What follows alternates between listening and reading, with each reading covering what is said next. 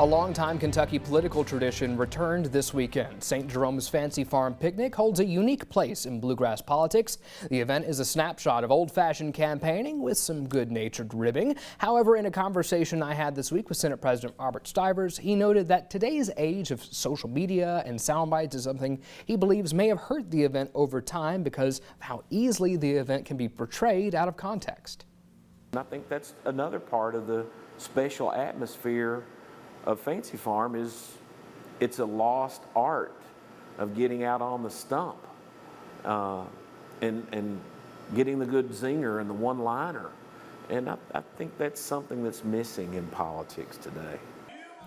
Stivers said today there's a much different method of campaigning, one that has to play to social media and television, and while going to Fancy Farm may not necessarily help a politician all that much, it certainly has the capacity to hurt them. And we've seen a few examples of this occur through history.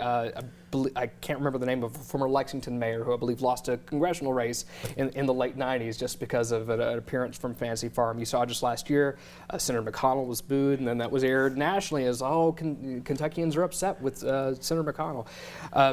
Senator Thomas, I'll let you start here. Do you agree with President Stivers' sort of take? Well, I agree with President Stivers, yes. But, Bodie, I like retail politics. You know, I like getting up there on that stump and looking people in the eye and telling them who you are and what you stand for and adding humor to it. I mean, Fancy Farm, he's right, it is a lost art. It's a wonderful experience being down there. And I think there will always be room for Fancy Farm type programs because voters, you'll want to be able to look at that person and look them in the eye and judge them by what they say and how they come across.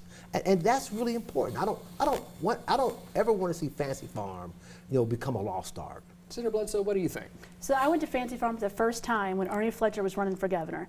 And I remember getting in a group with young Republicans and driving and thinking I had no idea our state was so long, because I had never been that far. And I learned quickly what West and Western were not the same places. And I think it's important. We take for granted we can get to Frankfort in 45 minutes in Lexington. It's a 4-hour drive or longer for many of them. So bringing outside the Golden Triangle, bringing politics to that side of our state and showing that they matter too. I love the retail side of it. I think it's really important for them to know that we care about their issues too. So there's not a really big statewide race going on outside of our, the campaign for the amendments, but only 2 Democrats are scheduled to speak this year. With it being an off year for elections, it can be a little understandable for there not to be as many there. But does it hurt or help the event, if more Democrats were to come out? Well, obviously, I would prefer to see more Democrats there. But Sherilyn Stevenson will be a great speaker. She is a great representative of the Democratic Party here in this state.